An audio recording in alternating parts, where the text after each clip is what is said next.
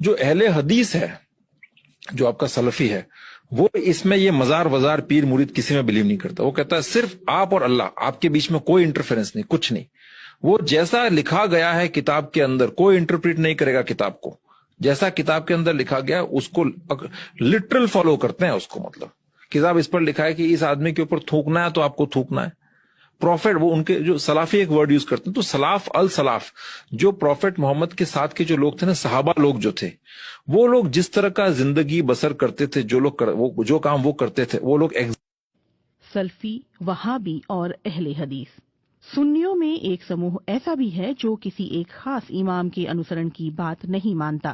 ان کا کہنا ہے کہ شریعت کو سمجھنے اور اس کا صحیح ڈھنگ سے پالن کرنے کے لیے سیدھے قرآن اور حدیث یعنی پیغمبر محمد کے کہے ہوئے شبد کا ادھین کرنا چاہیے. اسی سمدائے کو سلفی اور اہل حدیث اور وہابی آدی کے نام سے جانا جاتا ہے. یہ سمپردائے 4 اماموں کے گیان، ان کے شودھ ادھین اور ان کے ساہتیہ کی قدر کرتا ہے. لیکن اس کا کہنا ہے کہ ان اماموں میں سے کسی ایک کا انوسرن انیواریہ نہیں ہے. ان کی جو باتیں قرآن اور حدیث کے انوسار ہیں اس پر عمل تو صحیح ہے، لیکن کسی بھی وواداسپد چیز میں انتم فیصلہ قرآن اور حدیث کا ماننا چاہیے. بلکہ میں آپ سے کہوں کہ اہل حدیث کے عالم ہمارے پاس آئے، تقریر کر کے گئے، اس میں شیعہ نے بھی تقریر کی، باقی مسالک نے بھی کی، لیکن مدح اہل بیت میں جو گہری باتیں اور جو بڑی باتیں اہل حدیث کے عالم نے کی وہ کسی اور نے نہیں کی. اور میں خود حیران. مولانا صاحب، اہل حدیث کی تعداد ہمارے شہر میں بڑھ رہی ہے، اس کی کیا وجہ ہے؟ اس کی پہلی وجہ یہ ہے کہ ہم بے دلیل بات کرتے ہیں، وہ دلیل کے ساتھ بات کرتے ہیں. پہلی وجہ. ہمارے یہاں مدارس میں ہم کو فقہ پڑھائی جاتی ہے اور حدیث سے دلیل نہیں دی جاتی ہے. یہ بنیادی وجہ ہے. سر، اہل حدیث جس طرح نبی اسلام کو مانتے ہیں نا، اس طرح اور کوئی نہیں مانتا.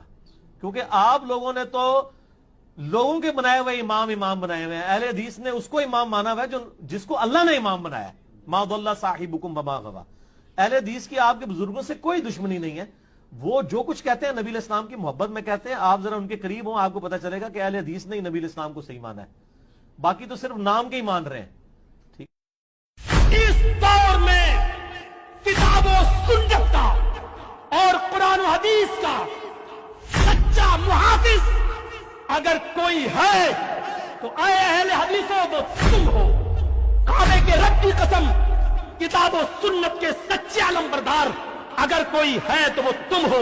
نبی اکرم کی دعوت کے سچے محافظ اگر کوئی ہو تو تم ہو. اللہ کی کتاب کو، شریعت